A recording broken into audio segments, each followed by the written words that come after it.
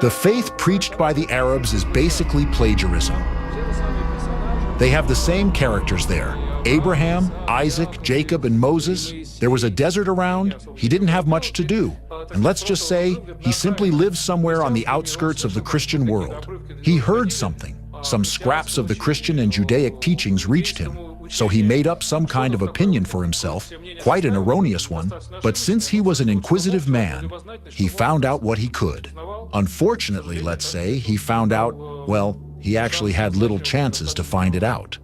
Not only did Dvorkin call the entire Islam plagiarism, although it's the world religion that includes about 2 billion believers, but he even insulted the Prophet himself. Dvorkin called him a sick fantasist, possessed by demons. Then Muhammad had some strange visions and revelations. Some people believe he had epileptic seizures, and he was very afraid of that. He believed that he was possessed by evil spirits who forced him to become a sorcerer. Either Muhammad suffered from some kind of illness and had morbid visions, or it was a demonic possession.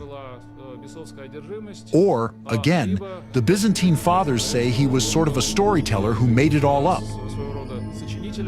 And unexpectedly for himself, his relatives believed in that. This outright slander by Dvorkin against the Prophet Muhammad caused an extremely negative reaction in the Muslim world. Representatives of anti-cultism systematically manipulated people's consciousness so that, at the right moment, citizens would respond with aggression. Informational terrorist acts of anti-cultists poison people's minds with the venom of hatred. As a result of their manipulations, a person doesn't even realize that those destructive images were artificially implanted deep in his subconsciousness, bypassing critical analysis by consciousness. This is a real information bomb that was planted in the minds of citizens in advance and detonated at the right moment, causing a wave of violence against innocent people. As a result of it all, on social media, we now see people massively calling for the closure of mosques and the banning of Islam. This is how they have achieved their first objective, weakening Islam and thereby strengthening the position of orthodoxy as the titular religion. Consequently, anti-cultism has gained even more power. This is how anti-cultism builds its empire of unlimited power and totalitarianism, using the hands of others and paving its bloody path with innocent victims. Objective number 2, intensifying the polarization within the country and destabilizing society. Through the terrorist act, anti-cult representatives achieved another crucial goal: further dividing society. They need maximum polarization within Russia. They need controlled chaos.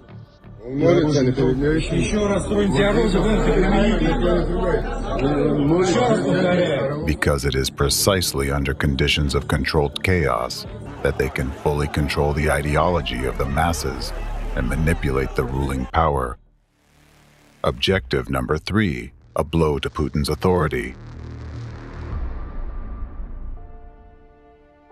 In Russia, for many years, there has been a phenomenon called leaderism, where all power in the country is associated with one person. This means that an attack on Putin personally and his discrediting is an attack on the entire ruling power, and it's discrediting in the eyes of millions of people. And as you recall, the ultimate goal of terrorism, which anti-cultism conducts in any form, is to create a sense of helplessness and fear among millions of people in order to destabilize the population as much as possible and strike at the government and the state as a whole. So how was this blow to the authority of the Russian president carried out? Putin often claims that he fights terrorism and guarantees the safety of his citizens. In this regard, responsible tasks are set before the units that ensure the protection of the constitutional order and fight extremism. Attempts to provoke unrest, interethnic conflicts, violate the rights and freedoms of citizens, use Russophobia, and any other ideology of intolerance must be strictly and immediately suppressed. However, immediately after the election results were announced, a horrific terrorist act occurred the very next day, and it happened in the very heart of the country. The anti-cultists calculated everything precisely. First, Putin was re-elected, a leader in whom the people had absolute trust. Then, the day after the election results were announced, the focused attention of millions of citizens on their leader was abruptly shifted to the terrorist attack unfolding before the entire nation. The entire country watched as defenseless people were gunned down, burned alive, suffocated from smoke, and died while hugging their children, unable to find an escape. The entire country saw a terrifying terrorist act that the leader they elected failed to prevent. Moreover, he did not even visit the scene of the tragedy. As a result, instead of confidence in the government and the elected president, many people began questioning this very president as a guarantor of safety. This was a very serious blow to Putin's authority, aimed at undermining public trust in him on one hand, and on the other, at showing Putin himself who is really the boss in the country, and how easily he could lose his electorate and public support. The anti-cultists showed him that they could, at any moment, anger the masses, and, if necessary, direct that anger against him. They demonstrated that they have enough power to not only destabilize society, but also, if needed, to spark a war between Christianity and Islam, plunging the country into the chaos of civil war. No one has ever put Russians on their knees, and no one ever will, because we are Russians. God is with us. God is with us. Moreover, this terrorist act gave the anti-cultists another advantage.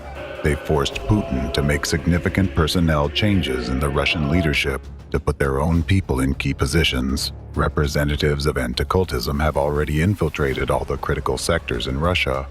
Just think about it. All these people are obsessed with their idea of totalitarianism.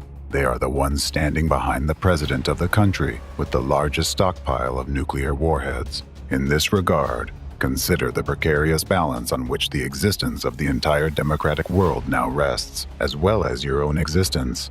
Strengthening orthodoxy as the titular religion, polarizing society within Russia, putting maximum pressure on Putin, and expanding their power. This is what the anti-cultists achieved with just one terrorist attack.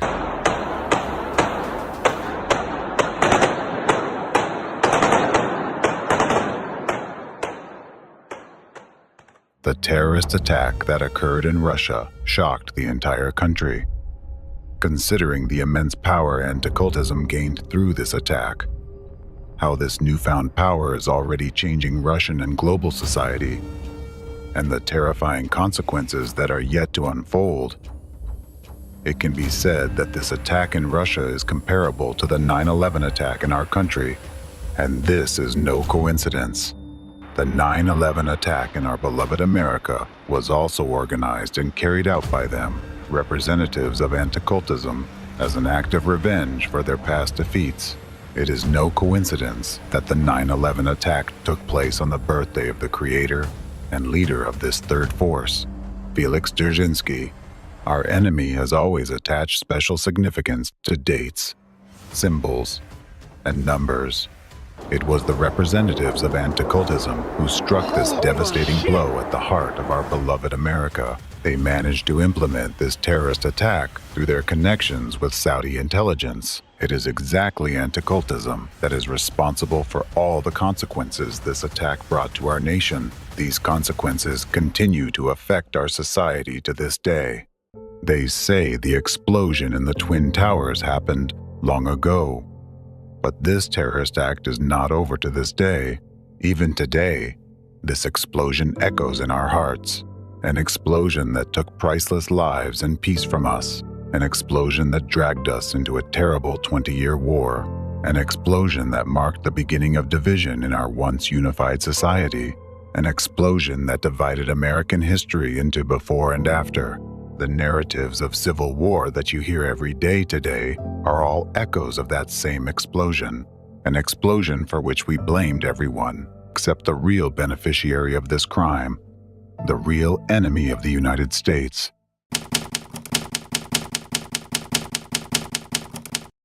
The civilizational war.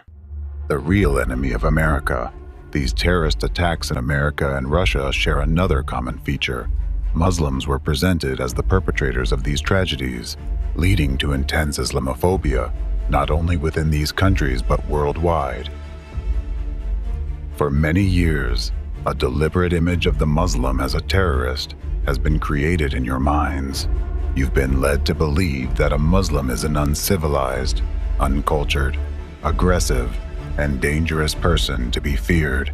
To reinforce this image in your consciousness, regular information terror attacks are carried out.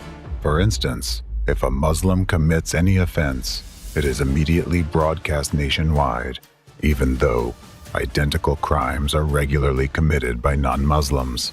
However, when it comes to Muslims, the media accompanies such news with additional commentary and reflections on the impossibility of living with Muslims in the same country. I'm sure you have noticed how, in many countries, mass media consistently highlight the differences between Muslims and the civilized world. You may often hear continuous narratives suggesting that peaceful coexistence with them is difficult due to supposedly different values, cultural and religious differences. Think about how often you hear opinions that your country would be better off without Muslims, that you, the local residents, have given them opportunities, while they behave ungratefully. Have you ever wondered why this is happening? Why is such similar rhetoric against Muslims conducted in different countries?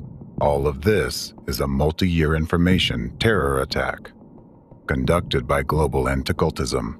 As a result, relations between large Muslim diasporas and the local population in different countries are becoming increasingly strained. It's like a spring that is constantly being compressed. Let's consider where this might lead. In order to do this, you need to look at the situation in the world, taking into account the knowledge you already have. You know that global anti-cultism aims to establish a unified Fourth Reich. To achieve this, it continually destabilizes democratic countries, eroding laws and people's rights. As you may recall, the next target of the enemy is the division of the United States of America through civil war and the division of Europe. So, let's just assume that the enemy has succeeded in their plans, resulting in a divided United States and a disintegrating Europe. What do you think will happen next? Do you believe Muslims, incited by anti-cultism, will be able to resist the temptation to attack weakened European countries, the same countries that forced them to flee their homelands, the same countries where they've been oppressed for so many years? The question is rhetorical. Now consider this. As soon as the first attack by Muslims occurs, this conflict will immediately escalate beyond the borders of a single country or even a continent. The entire non-Muslim world will instantly come to defend Europe. If war breaks out, it will be a war of the whole world against Muslims. Do you think the parties involved will refrain from using nuclear weapons? And what do you think will be the outcome? I'll give you a hint. Considering the military, technological, and numerical superiority of the non-Muslim world, almost 2 billion Muslims would be wiped off the face of the earth.